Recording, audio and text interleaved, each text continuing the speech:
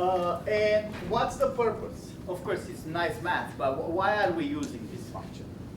Z, if Z is the regression,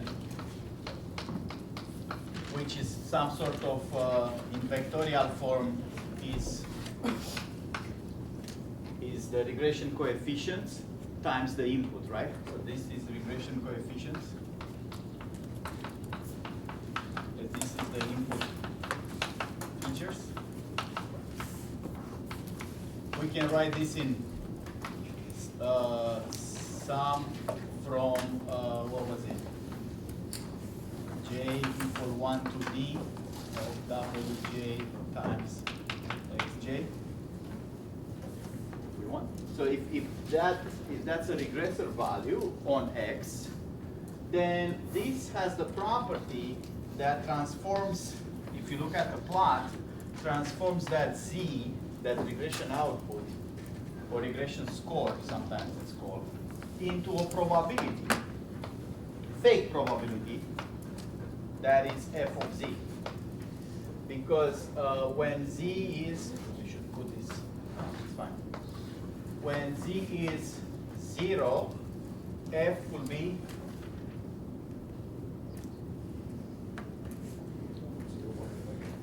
a half, right? A half, 1/2. And when z is plus infinite, this thing becomes 1, right? And this is minus infinity. This is not at scale, sorry about that. Minus infinity is a lot closer to 0 than plus infinity in my drawing. That's not true in reality. Right? It's a fake probability that we can interpret in 0, 1, and we can control the bending part. If we add a parameter z times beta, let's say, if we want to do that, high beta will make it more sharp, will make it turn very fast. A very slow beta will make it turn very slow. So we can control how much we want to convert that into a probability. Now, the reason I call them fake probabilities is because this is a smooth mathematical model. Reality doesn't have to match a smooth mathematical model. I mean, sometimes it does, but that's by coincidence. In practice, if you look at distributions or samples from data, they don't really follow such a nice model. We talked about this. Okay, so now let's imagine, I know we didn't talk too much about supervised classification, but let's imagine I have a data set like 20 newsgroups. In 20 newsgroups, this would work for binary classes, right? Spam, no spam. The probability will be probability of spam. If it's a high score, regression score, the probability will be almost 1. And if it's a very small score, the probability of spam will be almost 0. Same thing with sick versus not sick, black versus white. In a binary classification, we run regression, and then we apply something like logistic functions to transform it into a probability or confidence of which one of the binary classes will, right? So this is very useful for binary classification,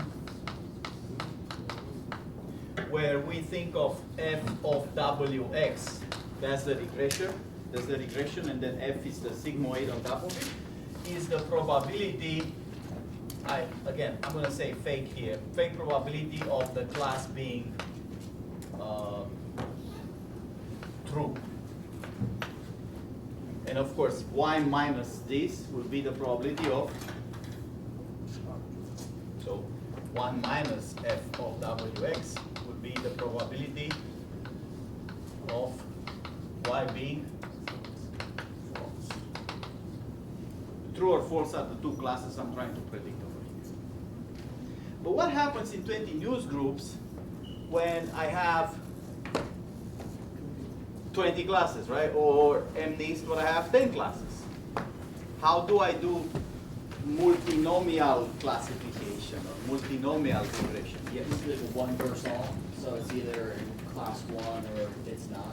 Okay, so I can train 20 regressors, class 2 versus not class 2, class 3 versus not class 3. And those would be the scores. So let me say here, multi-class y can be in a set, say y1, y2, up to y20, like in 20 news groups. It's not just binary, they're not just two things, there's 20 things.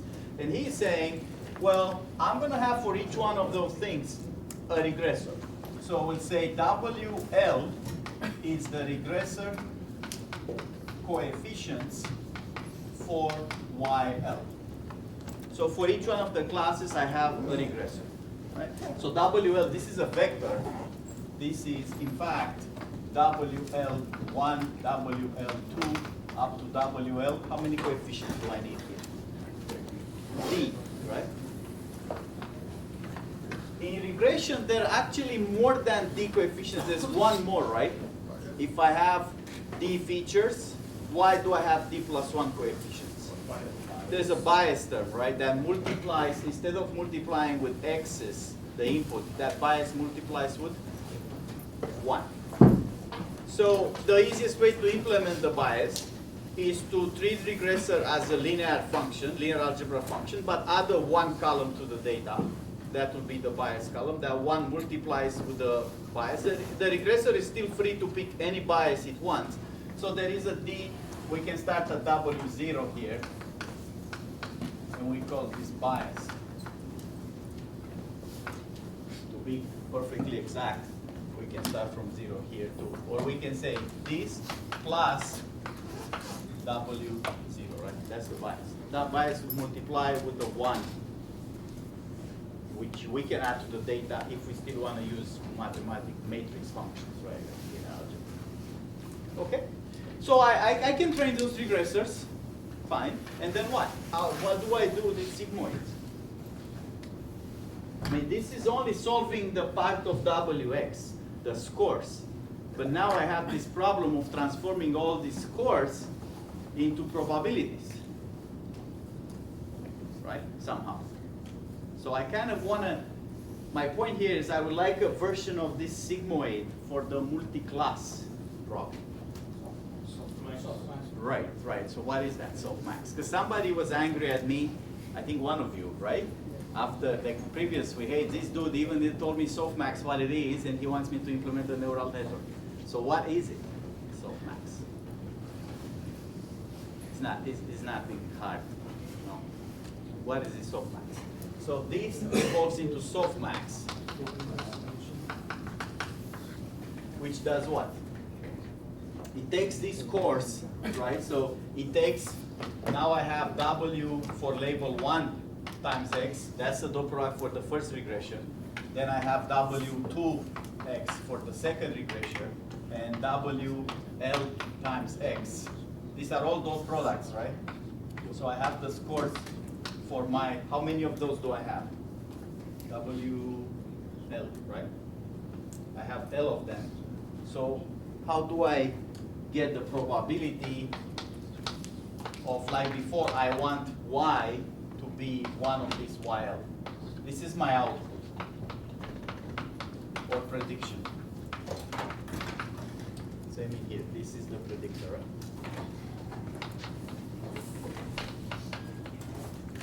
So how do I transform this into a softmax? Divided by the sum. Right, I can take each one of them, something like, if you want the particular label, say T, we can take that score, right, divide by the sum of the scores, right? Sum for all, I don't know, L's of WLX. So that's just a simple normalization. Take the score for that label, divide by the sum of scores. Now, those values are a distribution, right? Because I just divide by the sum, so they sum up to 1. Is that softmax? What is softmax? Take the exponent, all right? So it's E at WTX, that's the dot product score. And this is the sum of E at WLX, right? So it's still a normalization, but it's a normalization of the exponential of the score. Is that softmax now? Yeah. Okay.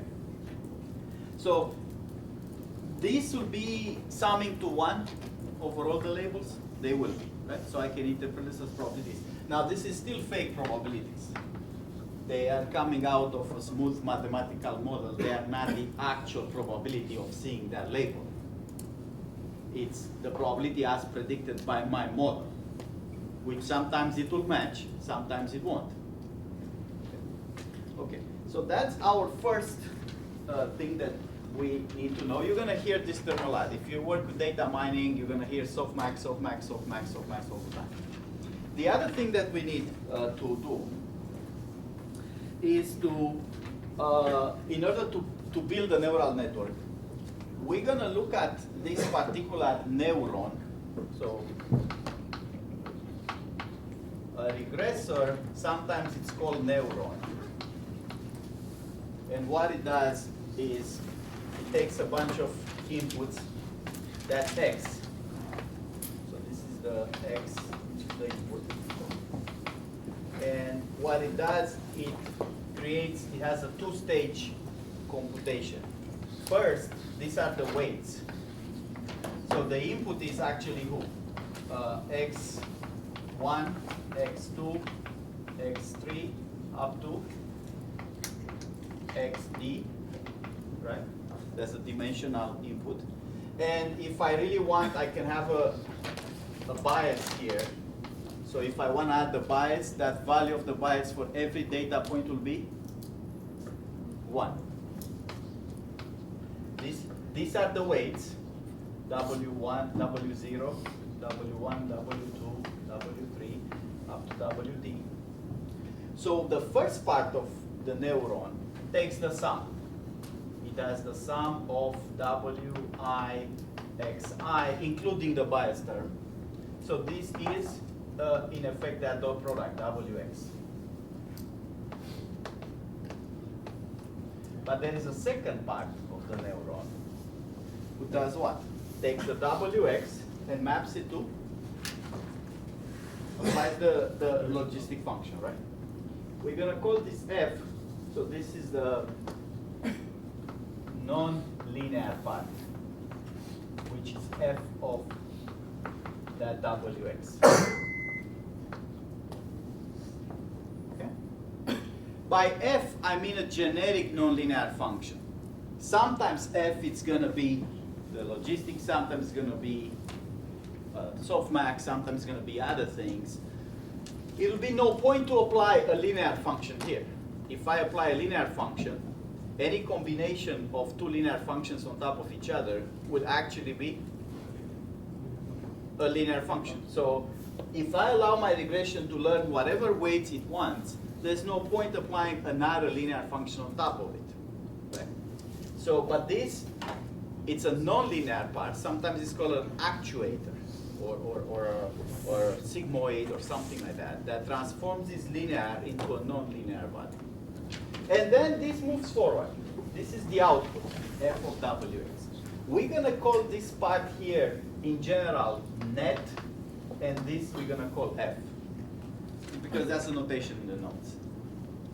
So some books call it differently, but all neural networks contain these neurons, which effectively take a bunch of inputs.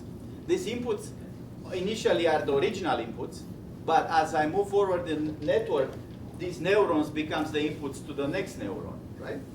And there's two computations. One is the linear part, which is simply a sum with weights that the network figures out times the input is being given, and the non-linear part, which is usually one of those two functions. Okay? So then how does it look like?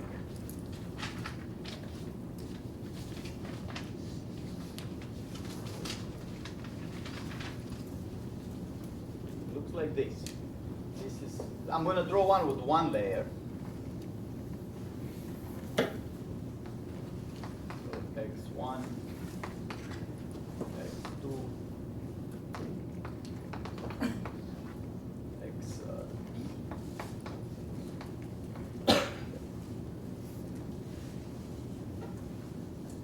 And in here I have a middle layer. So this, the output of these guys is just x1. It's this value right here. Then I have a middle layer. Let me draw it in two parts. Each one of those is a, so there's a part that does W times X. But then there is, that's the linear part, we're gonna call this net. And there is a part that does F of Wx, which is the value being outputted. So what's the difference between this and the next one? So how are those nodes different to each other? This is also some sort of Wx, and this is F of Wx. Right? What's the difference between this and this? Why do I have two of them? X is the same, X is the input, but the weights are different. So these weights here, let's call them, this is Ji.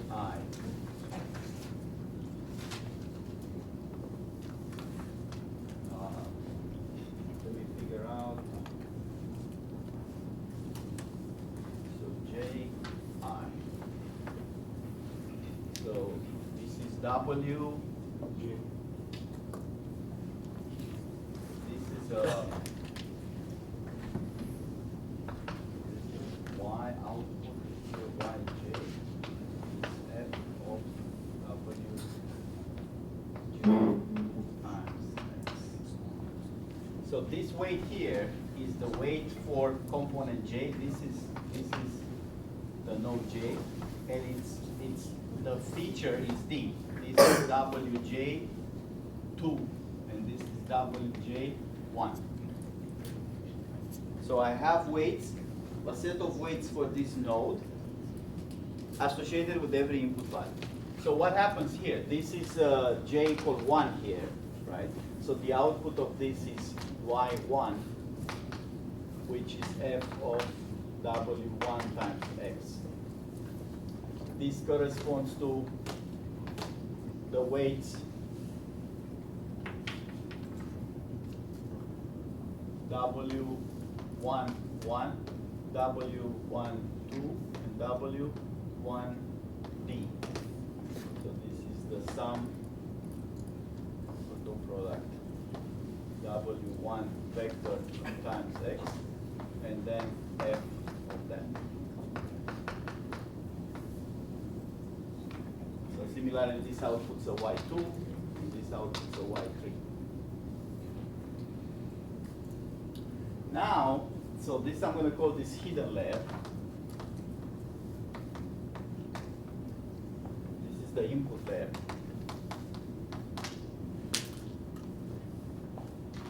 And we're going to have another one, which is the output.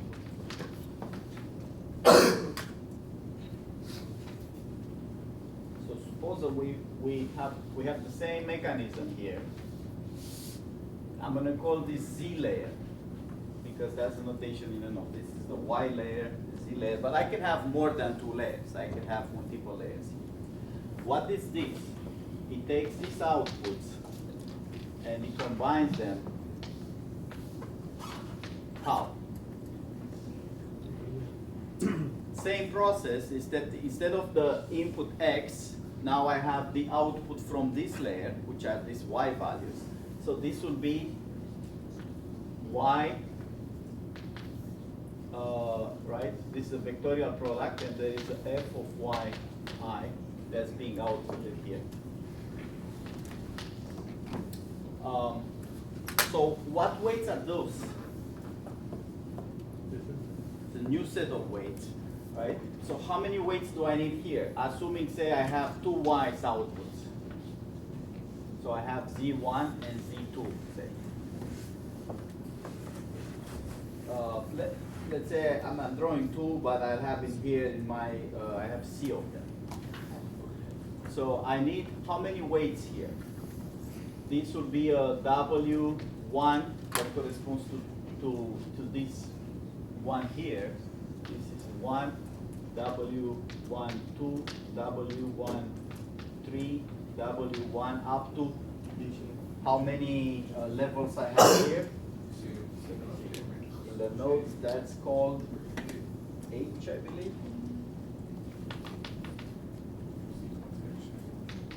So this is not the original dimensionality because these weights don't multiply with the input, they multiply with this layer. The input might be D equal 784 dimensions, but the middle layer might be H equal 20 or maybe 200, I don't know. Right. So now I need the weights, they're the same principle, but they, instead of multiplying with the input, they multiply with this layer. And I'm still having a function there. So I still call W's, which is an abusive notation here, but it's going to become clear what it is. So that's Z1, that's ZC. Here I'm going to have a different set of weights, right?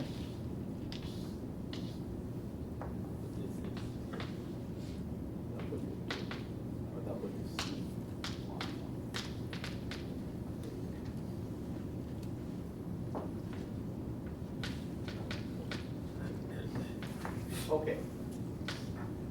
Now, what is important in this lecture in data mining for neural networks? If you don't take machine learning, you probably won't be able to implement a neural network. It's not the purpose of this class to make you implement a neural network. For all the homeworks in this class, you're going to use a package. We say TensorFlow is the best experience to have so that later on you can be consistent with many other people. But if you fall in love with a different package, you can use that one. You're not going to implement it. So what's the point of this? Okay, you should have an idea of what neural network is trying to achieve and how it's trying to achieve it. There's a lot more details of the actual implementation. So by running the Python script that sets up TensorFlow and getting results, which is not the hard thing to do, that's not enough of experience to say, okay, I can write my own neural network package now and I can make it work. But you should know what it does. The difficulty with neural networks, as opposed to many other supervised packages in general, but many other machine learning packages, in particular the popular ones which are regression and trees-based algorithm, boosted trees or random forests, like that, is that those other tools or those other algorithms are relatively easy to debug in a visualization sense. If you run a tree and you can see the output of the tree, you can pretty much guess what's wrong with it. If you run regression and you look at those coefficients will be on the original features, you can again pretty much tell what's wrong with it when it doesn't work. For text, you're going to see some high coefficients on some words that you can say, okay, I don't understand what's going on. Neural networks are notoriously hard to look at the output. Okay, people are trying to make progress on that for a long time. So in here, if you don't have the visual output, so in a tree, if you don't understand how the tree works, but you can see its output and look at its output, you can probably have some clue, some way of talking to somebody who understands trees and say, here's what I think is wrong with it. But in here, if you don't understand how the network works and the output is a total mystery, that's going to be very hard to make any progress, right? So I know you're not going to implement the networks. That's way too hard. Even for PhD students, it's hard. But since the output is such a mess of those things, those weights that we're creating here, you should at least know how it works. And for that, before you take PhD level classes and deep learning, I know it's a fancy word. I know most people think that's the future. Maybe it is. And that's what you should do. But before you get there, you want to have a conceptual understanding of those networks, which is not necessarily what TensorFlow does. TensorFlow implements it with a lot of engineering because that engineering is necessary. What you should have for now is this conceptual understanding, which is not good to make an implementation, but it's good to have in your head a way to say, here's what I think it happens there. And I think for now it's very useful to think of each neuron as two steps. There's a linear part, and then there is a softmax or some other nonlinear function. So I found it easier to think of each neuron as essentially a logistic regression function. It takes a bunch of inputs, linear dot product, and then non-linear output. Typically, this is used for probabilistic reasoning. Another detail in here, what would happen again if I wouldn't have these f's, if I use directly the scores as coming out? So if I don't use the non-linear, when I add another linear layer, So what's the point? You could have combined. I could have done it in one shot, right?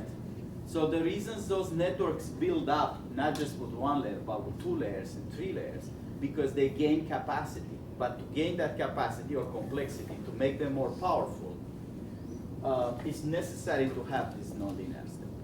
Now, how about more layers? If I make this one here has 3 layers, input, output, hidden layer, we can prove mathematically that this network is more powerful than a simple regressor, which is only 1 layer. What happens if I add layers? Do I make it more powerful? You can also closely overfit.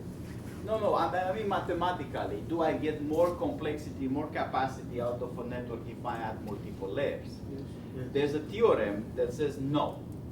Any mathematical function can be represented with 2 layers.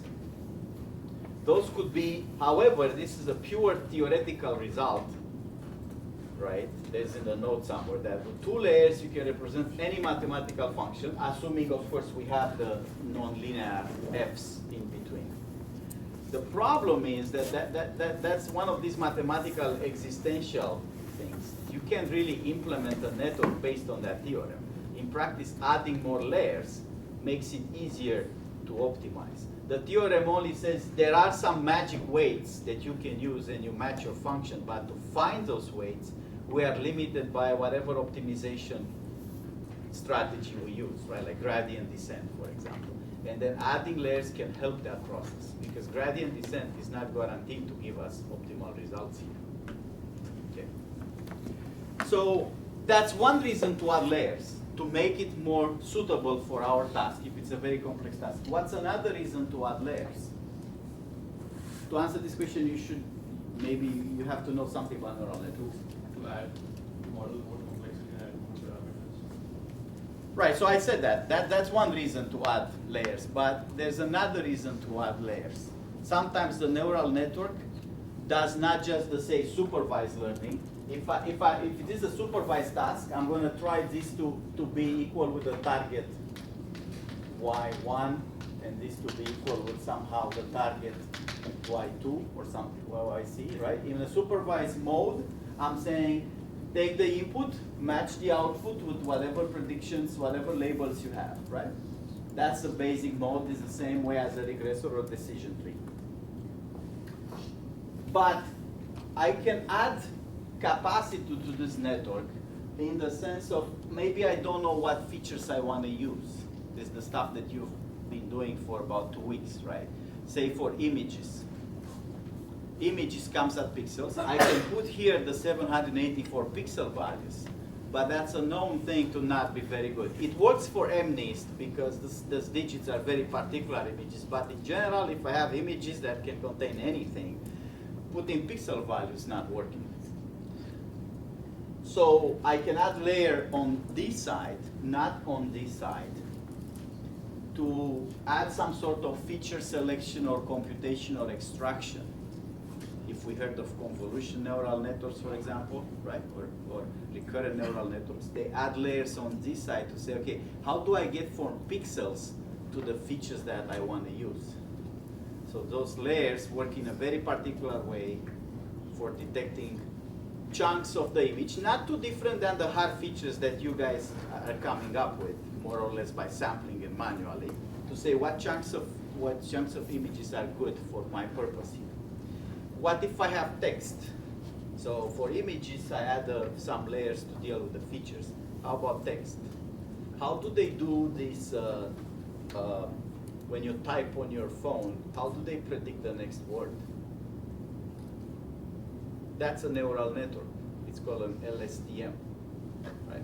So LSTMs have some layers on this side built for text, right? They are looking for how to come up with textual features, typically related to co-occurrence within a short span of the text, right? They say if a word occurs together with these other 5 or 6 words, right? Every time you type those 5 or 6 words in that order, I'm going to predict that this is going to be your next word, right?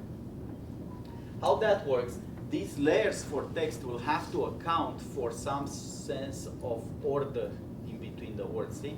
Typically, unigram models, which is what we've done for 20 newsgroups so far, lose the order, right? You know how many, you use, the feature is what so far? What you guys use as features? Word count, right? Or TF, but there's no sense of where that word is in the document. For text, we want to add some layers here that deal specifically with this. This word was close to that word, which is not represented just by the count. Count alone cannot tell me what word was close to what other word or in what order the text was written.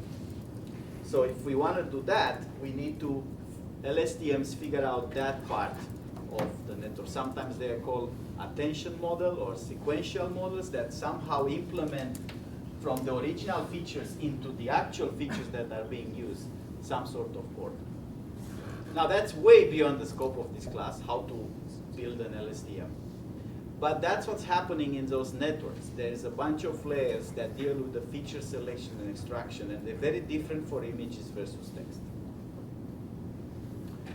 Now, how do we, let's assume we have a simple task here. The output is trying to match some label, some probability of a label or something. How do we find those weights? This is a very general story. I'm not dealing with LSTMs here. If I have designed my network, I have here some input. I'm assuming the input is given to me. Somehow somebody figure out the right features. Right? Maybe run PCA and give me the features extracted, I don't know. And then I have a hidden layer and an output layer. And I have labels, so I know the output has to match a certain thing. If it's a, say, multinomial problem, like 20 newsgroups, what would be the targets? Be a 0, 0, 1, 0, 0, 0, 1 being the actual label, right? So these kind of vectors, 0, 0, 0, 1, 0, 0, 0, sometimes are called hot vectors. As in the sense of the third rail. There's one rail that has power and only one, and you don't want to touch that one. That's the meaning of hot here. So sometimes you're going to see this expression hot vectors, which means it's really a bunch of zeros, and there's one that's an indicator, is that one, is the 17 one. Okay? So this would be a hot vector because in 20 newsgroups, a multi-class problem, it's only one of the labels that acts, right? And then probably I want to output something close to that. I want the high value for the 1 and low values for the zeros. So first of all, I need to define an objective here, which is the output objective. And there are many ways to define an objective. I could say the objective is sum for all these outputs, C of them, K equal 1 to C, of my output Z, K minus TK squared. So this is T1, this is not, people have come up with many, many kind of objectives. This one would work because it's saying you want these to be close to T's, right? 0 is close to 0, 1 close to 1. It's a very nice mathematical function. We've already seen it like, what, 3 or 4 times? We know it has nice mathematical properties, but the way the network works does not depend on this particular objective.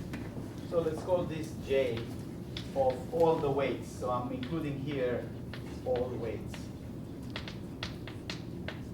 because the weights are my parameters in this network. So I'm going to call these weights here, this set of weights, close to the input, Wji And this set of weights here, WKJ. I'm going to say these are closer to the input, is the bottom layer of the network. Sometimes those networks are written with the input at the bottom, and it's growing up. The output being at the top, I draw it left to right, because I draw the regressions left to right. So how are we going to do this optimization? So the gradient descent rule for WKJ weights, that's between the hidden layer, so hidden to output. It's this set here. So we want to do what we did for regression. Remember, we differentiated the objective and we say if the objective, the differential is not zero, means it's not optimal, so set it to zero. And then there was a gradient descent rule that says you need to change your parameters that way to get closer to the optimal position. Do we remember gradient descent? Hands up. Gradient descent is absolutely necessary. I mean, in detail. Like if I have a written exam, which I won't have, the first question will be explain gradient descent, okay? You need to understand gradient descent.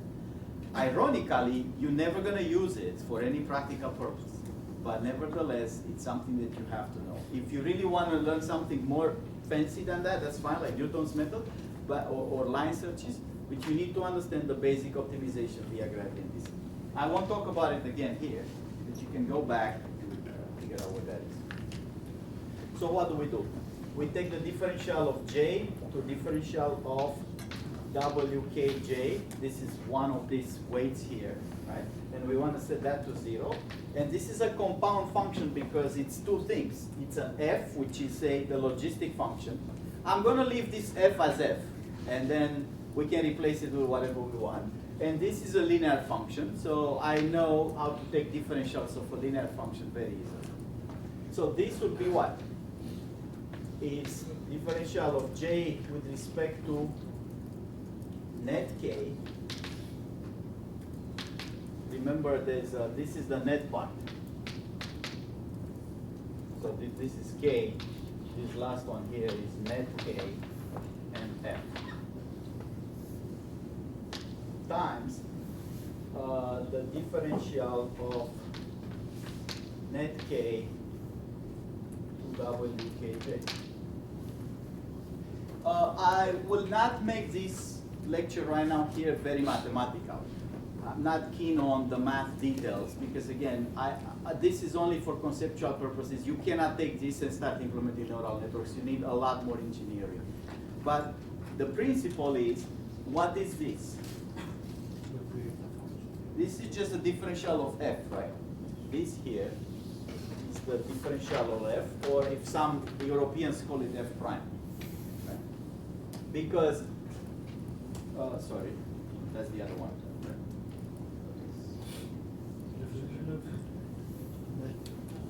Net k at WKJ, this is f prime, right?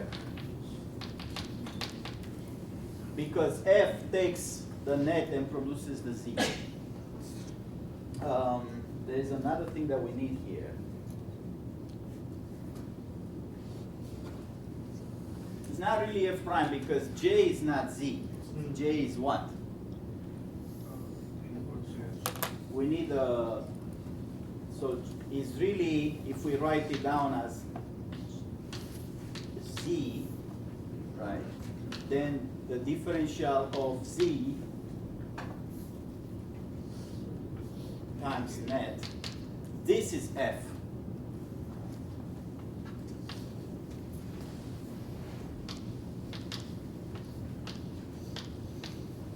So let's take it piece by piece. What is the differential of j with respect to z?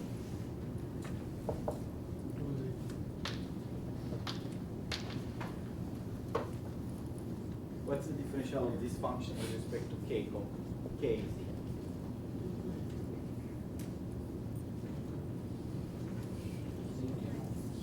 This is zk minus dk, right? Because the differential on this sum only acts on that k component. The 2 goes away with 1/2 and the zk minus dk. Okay?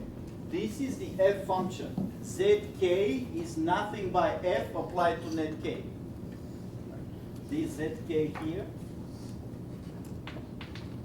the output is f of net k, which is the wk times x dot product.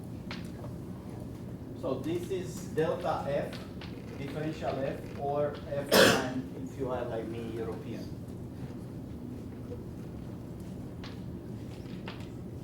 So that's that part. And what is the net k? Who is net k? Is the linear sum, right? What is the linear sum differentiated with respect to one weight? Function. Scalar one. Just the remaining ones will be set to 0. Just this x, right? Yeah.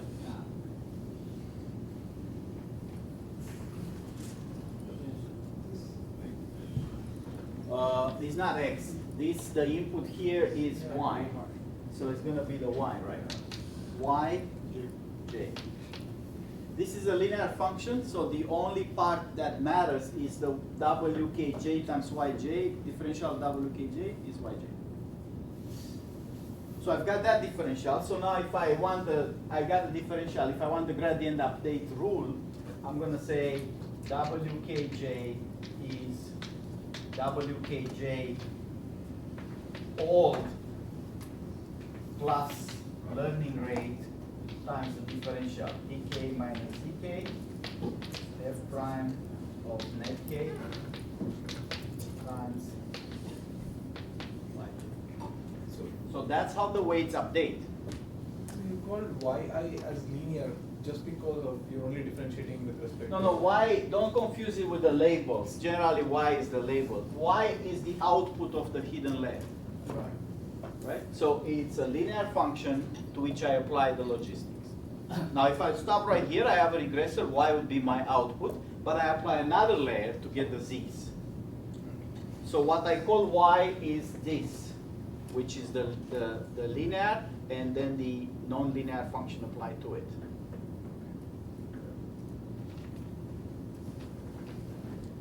Okay? Are we on the same page? Now, I don't expect you guys to remember exactly the differentials. Just the fact that I think everybody knows when I compound function f of g of h, differential is f of differential of g of h times g differential of h times h differential. So that's why I have this product here of chain differentials. Right? And what about the other weights? How do I update the other weights?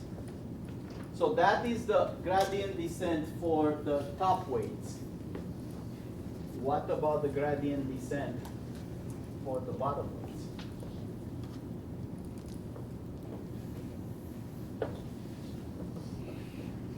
So sum of k minus k squared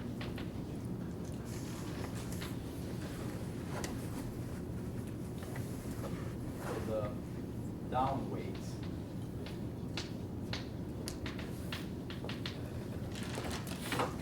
Wi.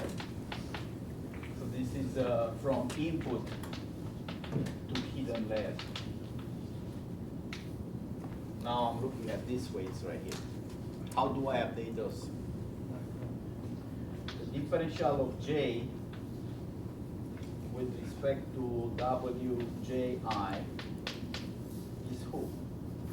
Differential of J with respect to Yj times the differential of Yj with respect to net J times the differential of net J with respect to Wji. So that works as a chain of functions, of course.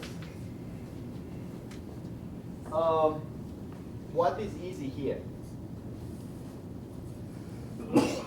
this we need to think about separately maybe. How does this J final output depends not on Z, but depends on these Y's here, right? But some other stuff it's easy. How much is this?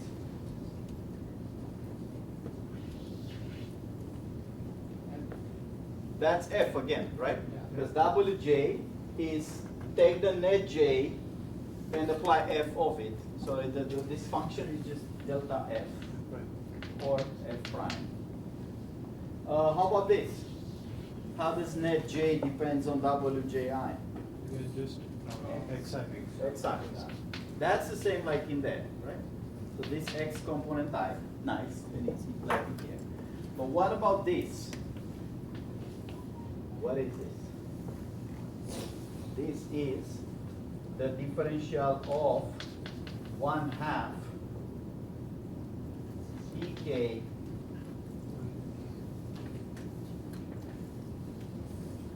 minus CK, I guess it's a sum in there.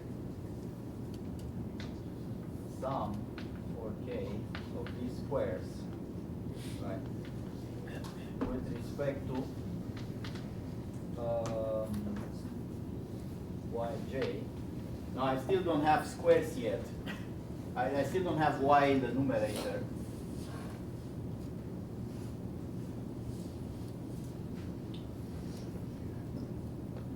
So this would be, let's see, minus sum of dk minus dk is the differential of that function times the differential of zk with respect to net k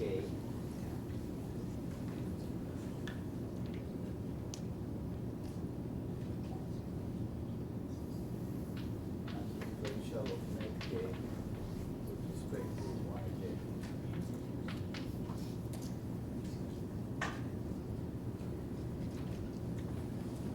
Because the chain of functions is to get to the objective, I have a compound set of functions.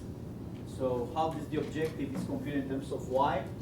I have to compute the net k first, then the zk, so it's 3 functions here. Now, I already took the derivative of the first one, that's easy. This in here is f prime again, right, or delta f. And this in here is, we already did that, I think. Oh no, we did it backwards. So if net k with respect to wkj is yj, then net k with respect to yj will be?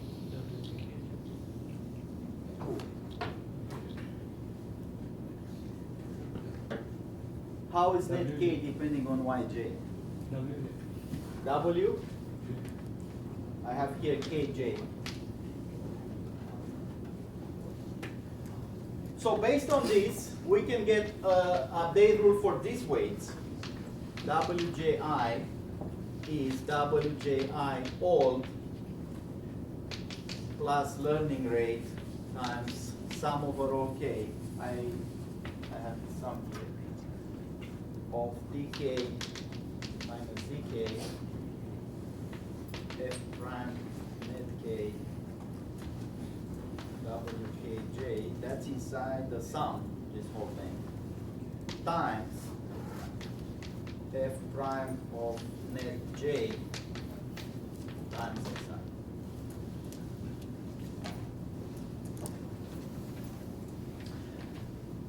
Now, am I expecting you to remember all these details of derivations? No. I expect you to understand my thinking mechanism. Even me, if I go to an exam, someone says, okay, can you put that all down? I have to think quite hard about it. But the principle is not that hard. The principle is, I take my objective delta differential, whatever the function is, and I keep differentiating it backwards until I get to update the weights that I want, right? That's all these chain derivatives do that. Take this as a function of z. Take z as a function of the linear. That's f. Take linear as a function of y's. That's, of course, sum of w times y. Take y's as a function of the net j here. Well, that's f, take that as a function of that, and so on and so forth. This principle is called back propagation, right? Going to the differential all the way back and back and back and updating. And of course, I roll it again and again, just like I did with any gradient descent. I do iterations, right? Once I update all my weights, I can go forward to the network, put in any input values here, check again the output. Presumably my objective got better now, because that's the whole point of updating the weights, right? To get closer to the optimal objective, right? Minimum in this case. Then I took the differentials again, I update all the weights, I see what I get. Eventually, hopefully, this whole thing will converge, which means I found the best weights possible for that objective. If I change the objective, I'll have to differentiate that objective instead of the ones I use here. But that differential, this tk minus zk, it's not hard to imagine that I can take a different objective and differentiate that instead. The principle of backpropagation, propagating the differentials back and back, remains the same. You should remember this as a way of taking a relatively simple mechanism, which was the regression, right? That's exactly what we did for regression. We take the differential of the objective, and we propagate it back one time to update the weights, right? A logistic regression was two steps because it was a logistic function, f, and then the linear product. In here is, with every layer I have two more differentials, the linear and the f for that layer. So it's a relatively simple mechanism that if you put it sequentially one after the other a few times, you get a much more complex mechanism. These days, neural networks are used for everything, right? It is just known to work reasonably well if you have enough data and enough computing power. They have advantages because a lot of this stuff can be written with linear algebra. For simple objectives, all the operations can be done with linear algebra. And linear algebra, it's extremely parallelizable. Right? A lot of linear algebra operations are essentially a lot of multiplication and additions, where multiplications can happen independent of each other. Right? Think about the simple thing of computing a dot product. Computing a dot product, or a row times a column, right? It's taking that times that, this times that, this times that, and then add them up together, right? I can do the multiplications independent of each other. I don't have to wait for each multiplication to do the next one. So I can parallelize the multiplications, and the addition is a simple process that doesn't matter how I do it. These kind of operations, not only very parallelizable, it's also so happened that we develop the right hardware for this kind of operations without thinking of neural networks. What hardware that might be? GPUs. We developed those things already for a different purpose, but they so happen to work perfect for this kind of operations. So not only it's parallelizable, we already have hardware that does what we used to 10 years ago, really good at it. Makes it easier to implement than decision trees. If you remember decision trees, there was a brute force step, trial possibilities. Easy to say, not so easy to do with a computer. Trial possibilities, try all features with all thresholds, right? Imagine I have 100,000 features and quite a few thresholds. Just trial possibilities in one step. It's not easy. Okay. Good, so now that we have the concept, how are we gonna use this? We're not gonna implement it, you guys are gonna use TensorFlow or some other package. If you like, we can allow you to use other packages, but the TAs know more about TensorFlow, so they can help you with that. You also will benefit more in general of knowing TensorFlow because it's more used in industry as opposed to other things. What can we do with it? One obvious task is the supervised classification. If this is my input, pixels or words counts or whatever I have as features, could be like in spam base, 50 features that we don't even know what they are, right? Somebody give us 50 features for each email, or some doctor gives me 50 feature attributes for a patient. I wouldn't know what the values are, I just put them in. And in here I may have a binary or multi-classification, multi-class classification that says it's a hot vector, like 1 for the class that matters. And then I just feed it in, I say, give me the best possible weights to predict that. What happens if I have a multi-class, multi-label problem, where I think in 20 newsgroups this occasionally happens. Some document is tagged with 2 labels. So multi-class is when I only have one out of many. Multi-label is when I can have 2 or even 3 or 4 out of many. Can I do that easily in here? This hot vector is not very hot anymore. What do I have to do? Distribution. For each input that has multiple labels, I'll have multiple ones corresponding to the labels of the output, right? And then it's not just 1 followed by many zeros, may have 3 ones in it because that corresponds to 3 labels. There is an entire machine learning branch dedicated to multi-label algorithms because labels happen to be dependent of each other. In many instances, labels are not independent. For example, you see an animal in the picture. It's likely that that's a cat. It's also likely that that's a dog, right? If it's a foggy picture, you see clearly there's an animal, but you don't know if it's a cat or a dog. It's extremely unlikely that that picture has a cat and a dog. Why? Because there's only one animal. Okay? So you see what I mean? Independently, if you train a machine learning algorithm to detect dogs, that may say dog is a high probability. You train an independent classifier to detect cats, it might say that's a cat, that's a high probability to be a cat. But in a multi-label sense, if you predict both cat and dog, you're guaranteed to be wrong because it's only one animal. So there's a dependency between what labels go with what other labels. That's why there's an entire multi-label branch that says, machine learning branch that says it's not enough to train simple algorithms and just put the output there. In a neural network, it facilitates putting a multi-label output because I can put multiple ones in there.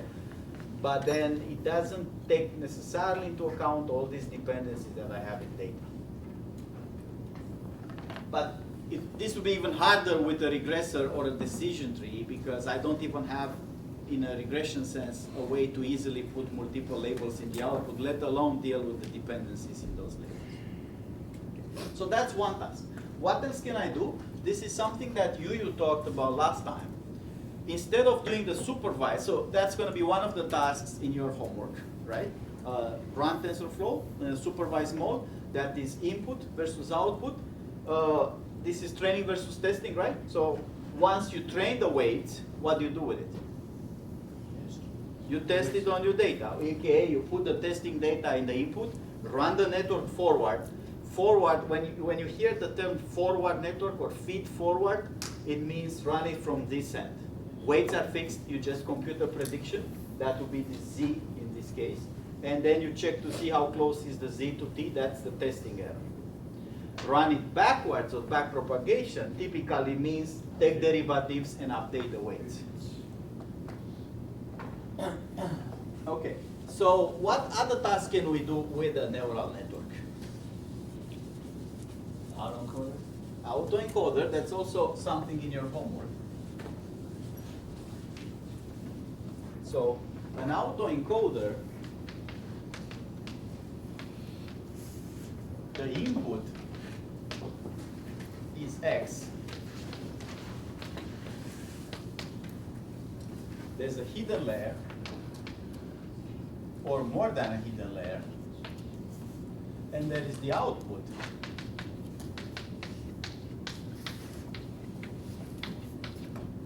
Which is also X. Same X.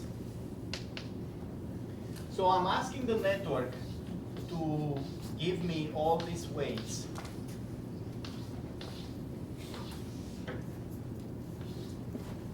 This is, according to that notation, this is WJI, set of weights, and then I have all these weights.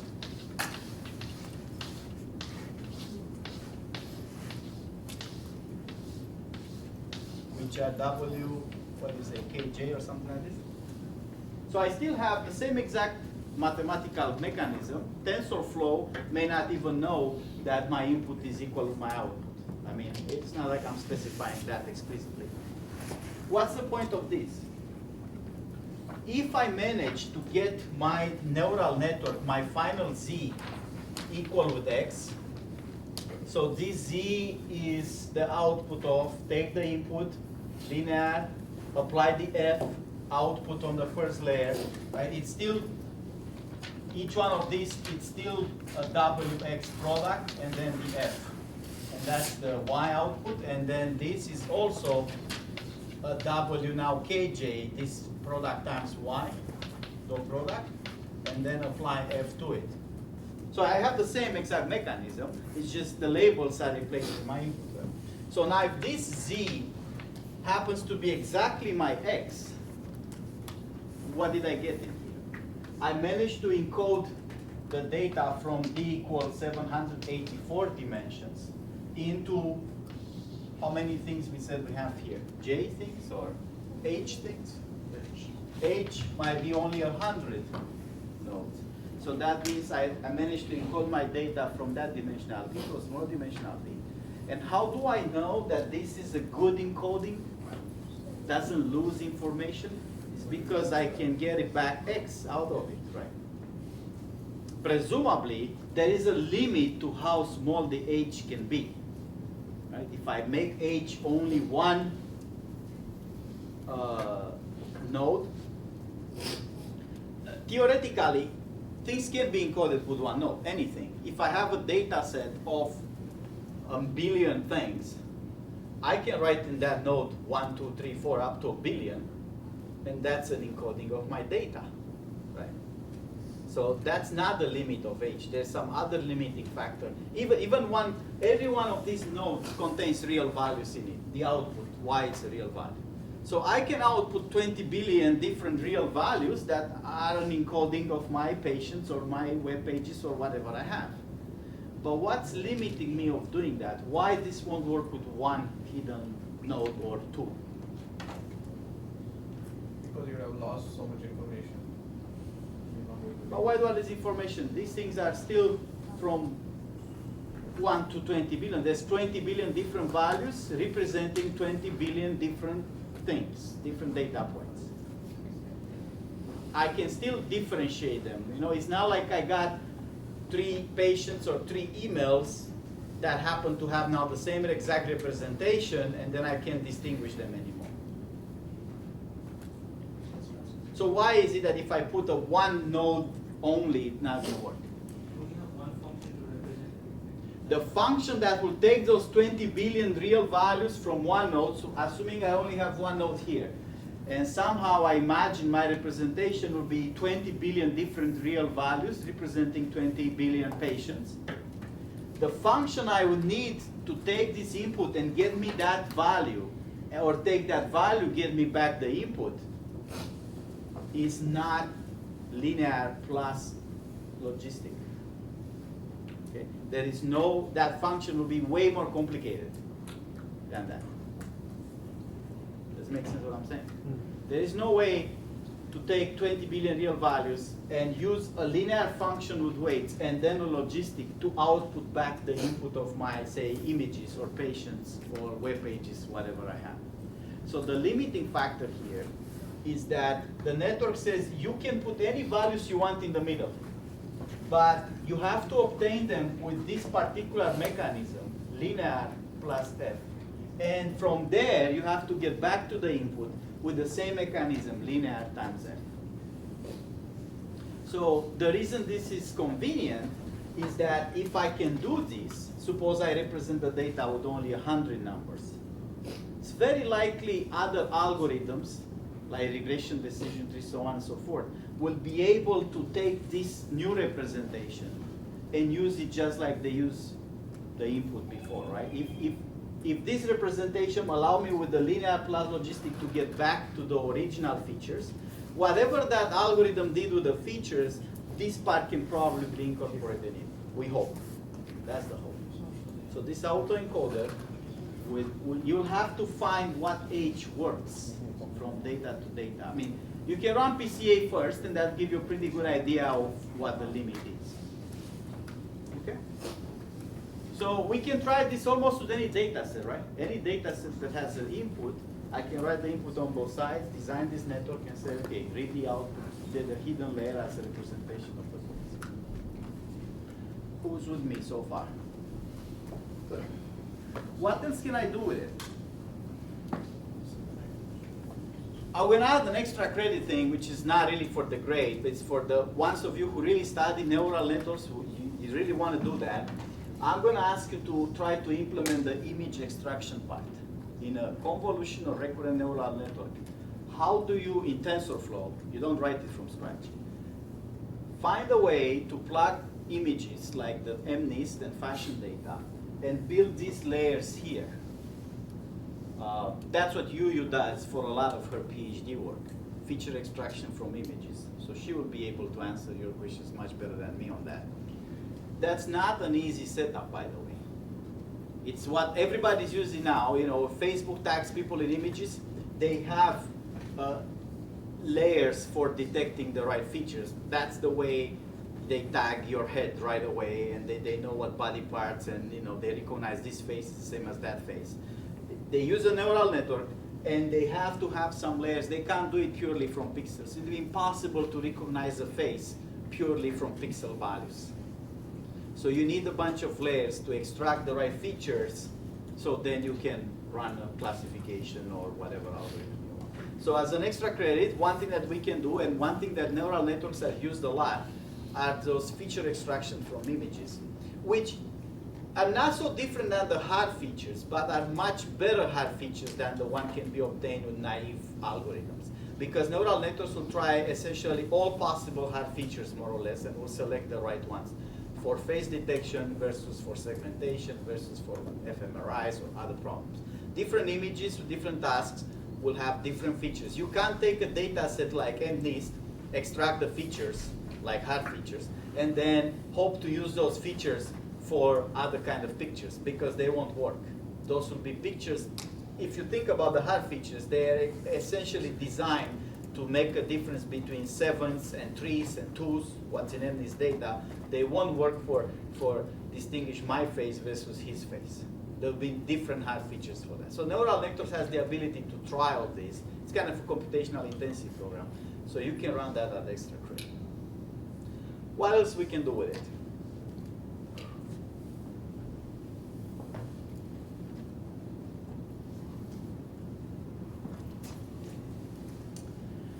I'm going to try something as an idea, and then we have to modify it to make it useful. But hear me out for the question. Sure. Going back to autoencoders, so say we decide a value h for the hidden layer, and we get certain output. But then how do we compute the loss, because we don't know which value reflects back to which input or something, right?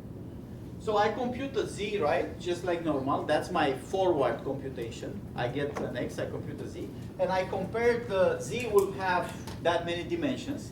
So I compare z component t against who? X component t, which is the input value, right? But they won't match in dimensions, right? Because you don't necessarily need to have the same set of dimensions as... I do, because that's how it's designed. I designed the output to be exactly that many dimensions. Again, it's easy for me sitting here to tell you a nice story and say, go ahead, implement it, okay? There'll be some roadblocks in there, but the idea is you have the same D, and you try to match all feet. In practice, what's gonna happen, you're not gonna match everything, right? Because you're gonna make this H presumably smaller because you want dimensionality reduction. Things will match okay, like not perfect, but the more you optimize the network, the more this loss will go down. So now, is it gonna be perfect? The loss is gonna be 0? No.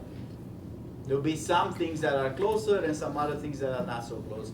But if H is significantly large, I would imagine for Nnet, for example, at an H of 200, will give you pretty much perfect 0 loss output.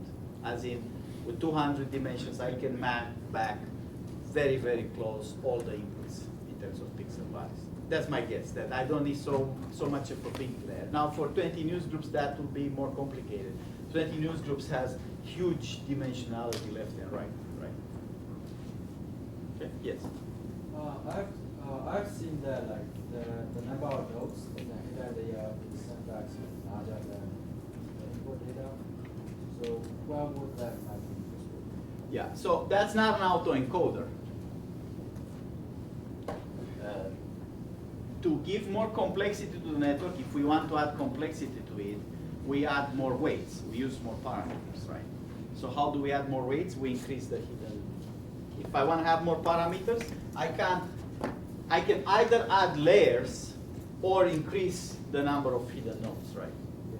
That will effectively add those weights. Because I can tell you how many weights are here.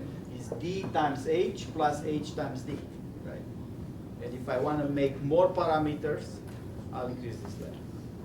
Like, why, like, can it go like larger than, if you have import like 10 nodes, then you have like 20 hidden nodes? Usually the ones I've seen that have high layers, high number of nodes here, is the one that have multiple layers.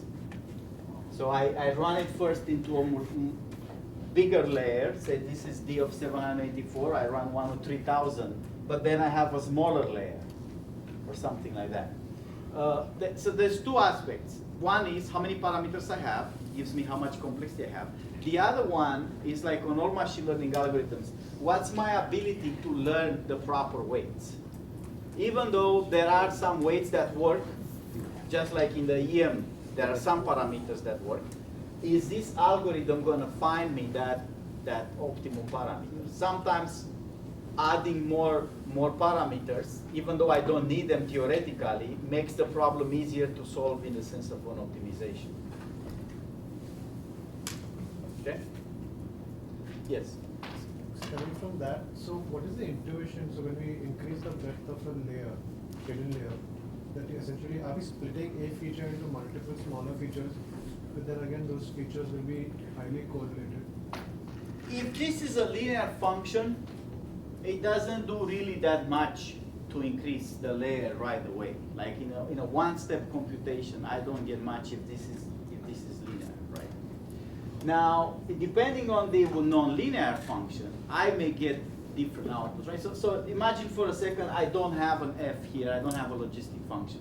What would be the point to adding more than d features if every one of them outputs a linear combination?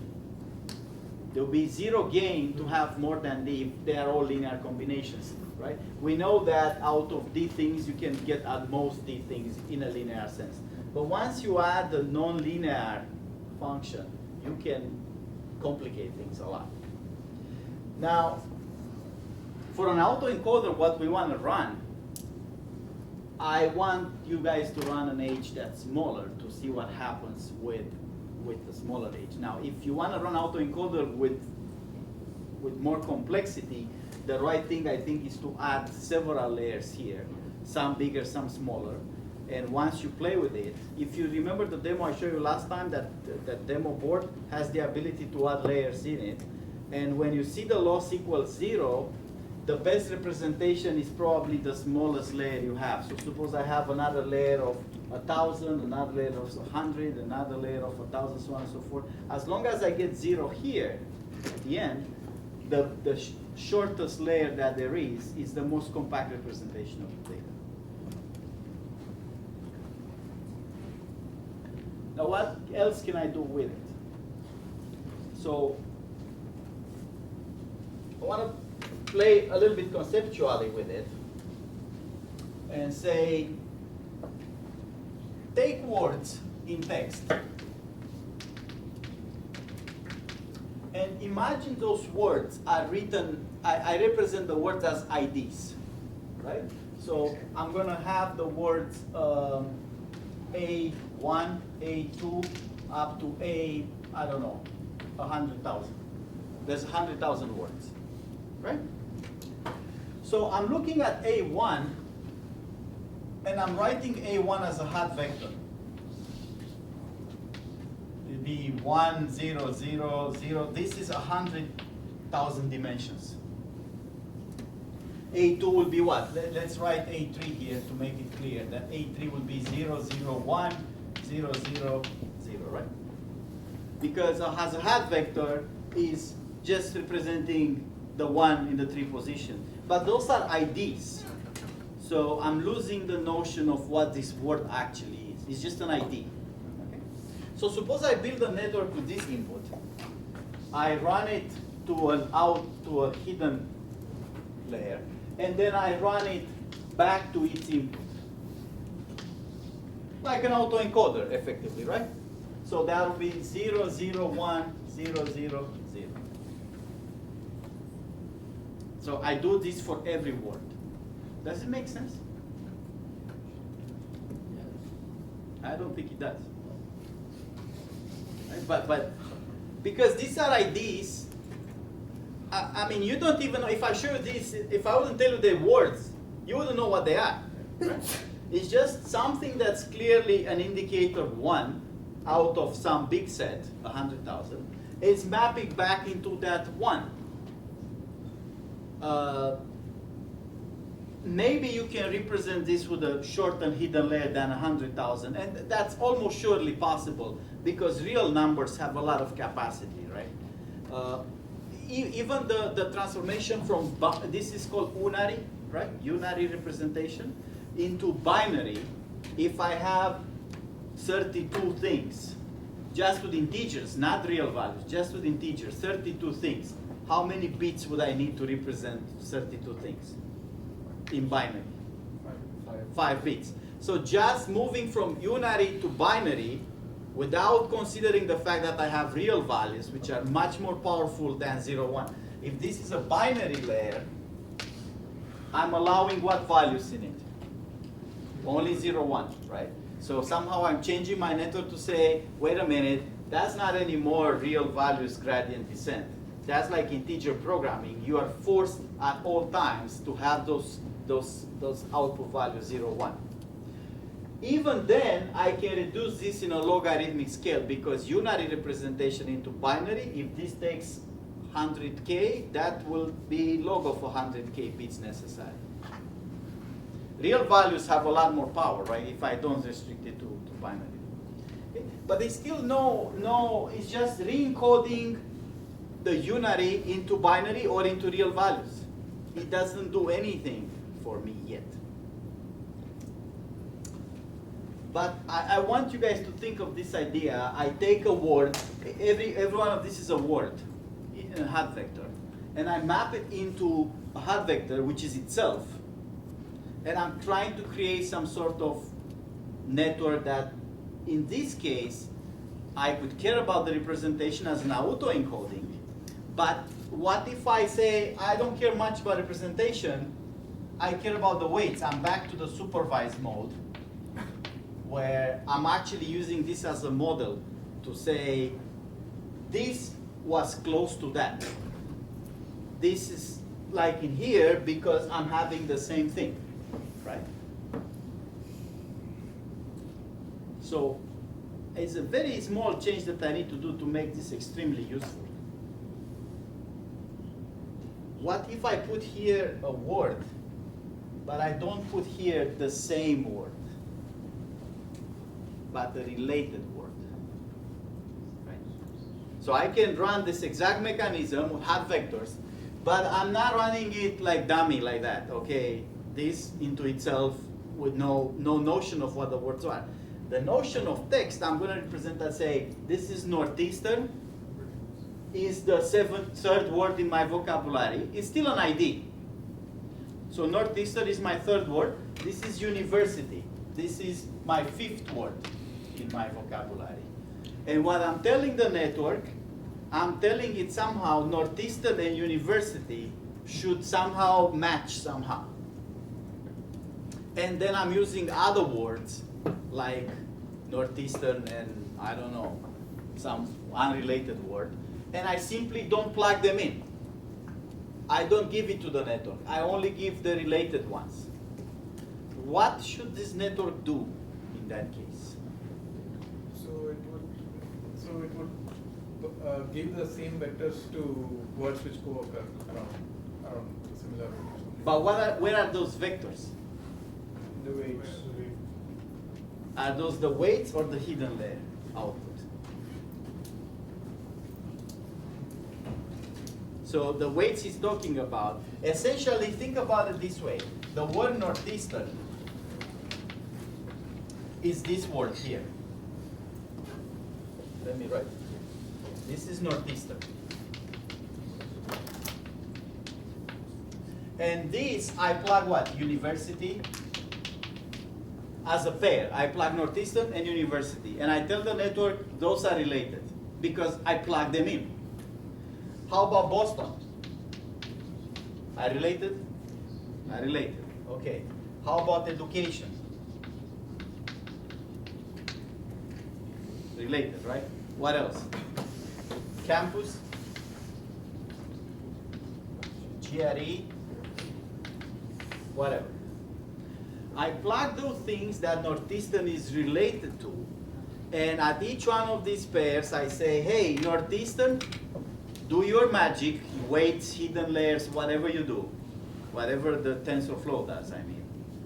And make sure Northeastern kind of matches these things. Like when you run the network forward, so you do the training. When you train, you're done, you have the weights, right? That means when I plug Northeastern here, I should get some output related to university or this or that. Well, first of all, how is that going to work if this is a hot vector?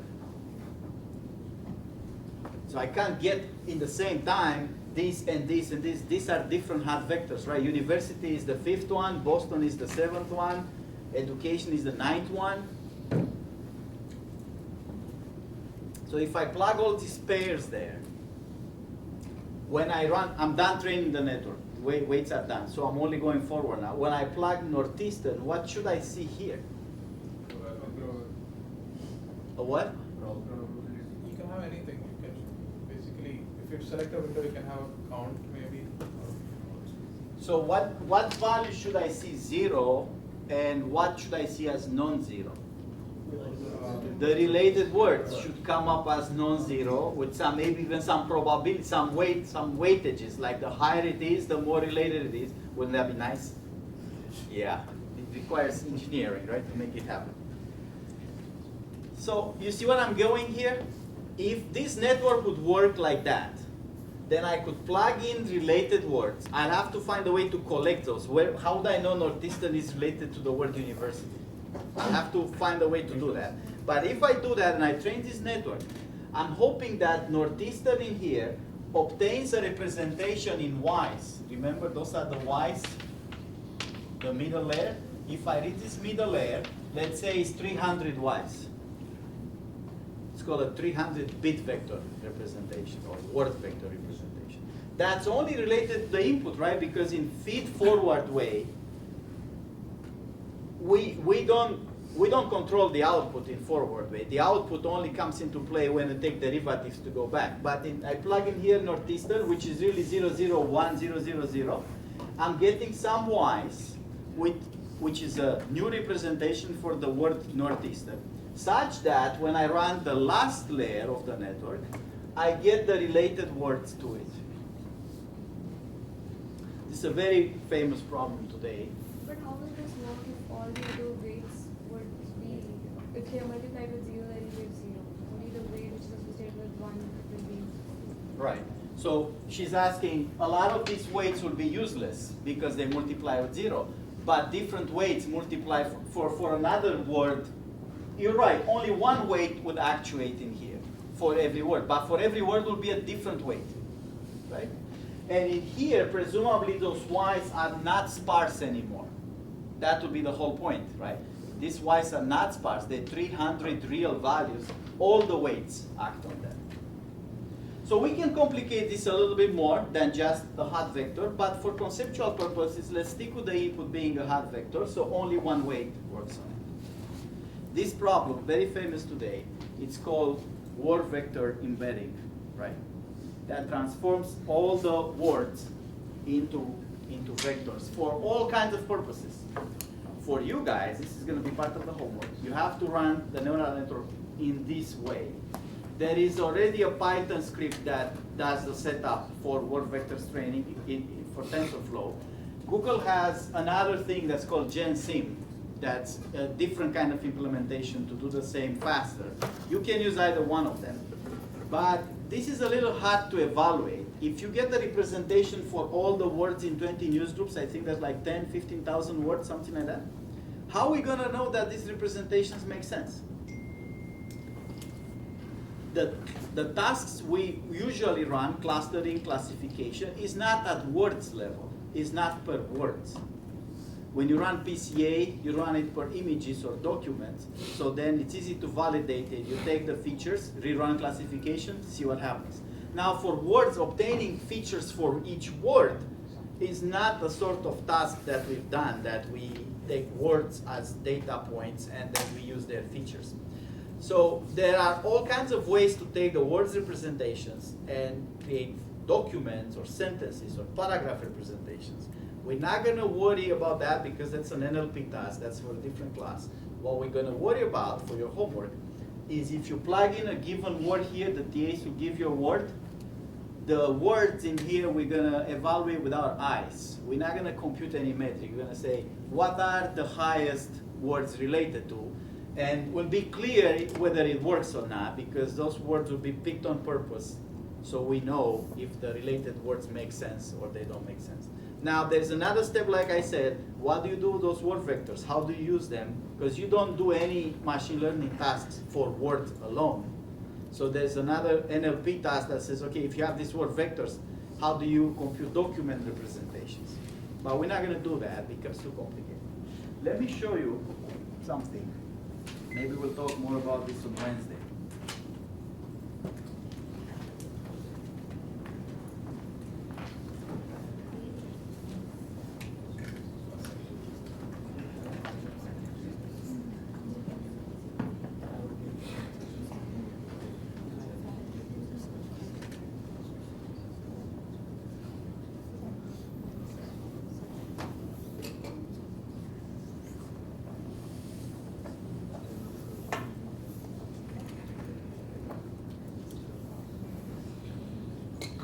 So the guy who did this the first time, Molyukov, I think, or something like that, he worked at Google, and of course Google was extremely enthusiastic about this.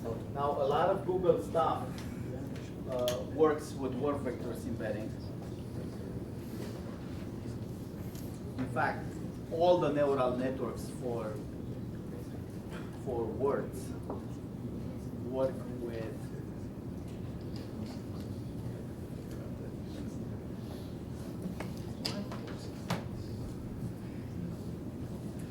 So the guy who did it works at Google, and this take off really well, the word vector things. But it took a while for people to write down this in a way that the rest of us can understand it properly.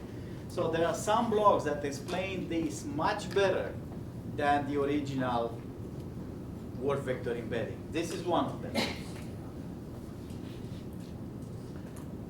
So how do we know Northeastern is close to university to put it into the network? Say, okay, they close. How are we going to do that? Select the window size. We pick a window size and say, whenever we see Northeastern, it's somehow related to everything that's in the window size. And if the window size is big, it's related to everything that's in that document, right? So we're going to know what's related to what, and we plug in those pairs. And if you want to implement this more fancy, maybe we can plug triplets, like not just bigrams. And this is that hot vector representation, and this is the output that would probably produce a value for every word in my dictionary. And I'm hoping that the zeros correspond to unrelated words, and that the non-zero values correspond to related words. And the higher the value is, the more related is that, right? If I have a large collection of words, 20 newsgroups is not enough for that. But if I have a really large one, the more specific a word is, the easier should be to get a representation that only maps to its synonyms or something like this, things that are appearing in the same exact context. So this description here, which you don't need to run TensorFlow for vector words training, it really takes you from the very basics of how matrix multiplication works. This is not for computer scientists. This is for people who are not technical at all. This is the answer to your question that says, okay, if I have a hot vector, it's only that row that matters, right, for me right now. And there is a little piece of a parse too, which says, okay, we also need what I said earlier, don't plug in those pairs that we don't need, that's not exactly right. We need some negative feedback to the network. Some way of saying those things match because I put them in, and those other things do not match. But there's a problem with putting all possible pairs, right? If I create all possible pairs, I say they don't match, there'll be a huge number of pairs. Essentially, that'll be 15,000 squares, because there's a lot of pairs that have nothing to do with each other. So that's where this negative sampling comes into play. How do we pick the ones to say they don't match in a way that makes sense? So there's some heuristics here for how to do that. That says, okay, what is the probability that once I pick my first word to stick with the other one, to add it as a negative or as a positive, or not add it at all? Those are just heuristics that were trial and error in order to be found. This one thing I want to show you. The other thing is a little bit of output of this that people buy. All this stuff is, you've probably heard of it because people have looked at this quite a while. For example, if I plug countries and cities, and I'm asking for a 2D representation, it so happens that one axis seems to be, one axis here corresponds to the, what's the matching relation horizontally? Capital of the country, and the other axis corresponds to, what are those? Countries. And what are those? Cities. So people have tried this with people's faces and other things in a very, very small dimensionality, right?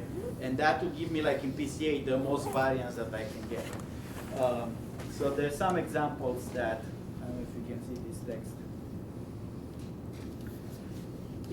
Once I train my network, I can ask things like, in the same relationships like king with queen. That's asking, I want the same relationship that whatever is queen for king, I want you to tell me in the same relationship what is for the word man. So the output of a network is, well, woman, or that, or that, or that. Those will be the network saying these are the most related things to the word man in the same sense as queen is for a king. How about house, roof? So I'm asking for the next word castle, what is for castle the same as roof is for a house? I get dome, bell tower, spire, turrets. Makes sense, right? Those stay on top of a castle just as the roof stays on top of a house, right? How about knee, leg? That's a relationship. What is that for elbow? What is like a leg for a knee, but not for a knee, instead it's for an elbow? You get a list of things that make sense. So if you pay attention to this, what is the relationship between New York Times and Salzburger as the CEO of the New York Times or something? So for Fox News, you get the CEOs for Fox News. How can the network learn those things which seem so profoundly semantic in nature, right? Because of the window that acts like a context. This guy appears to New York Times in the same kind of context, business CEO, whatever, like Murdoch appears for the Fox News channel. And because the context is the same, he learns that's the same relation. The last thing I want to show, if we have time, we do 2 minutes,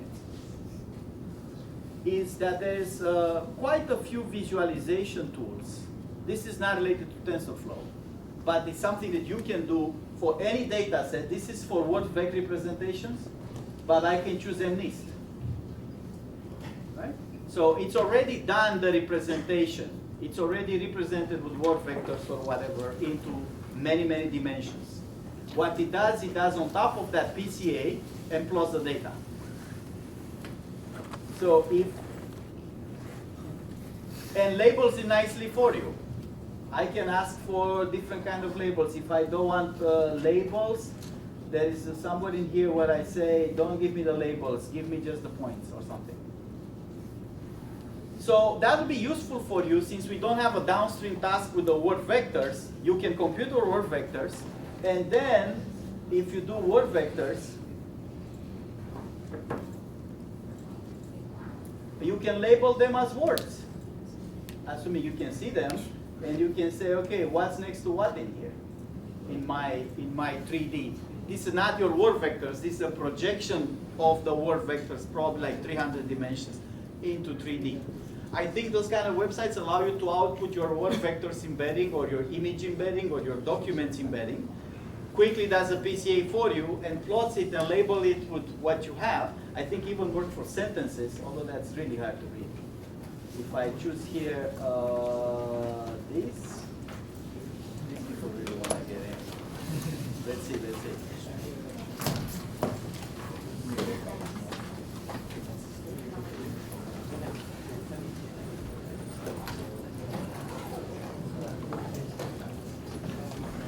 And if I ask them to label it as sentences, they're gonna be kind of hard to read, right?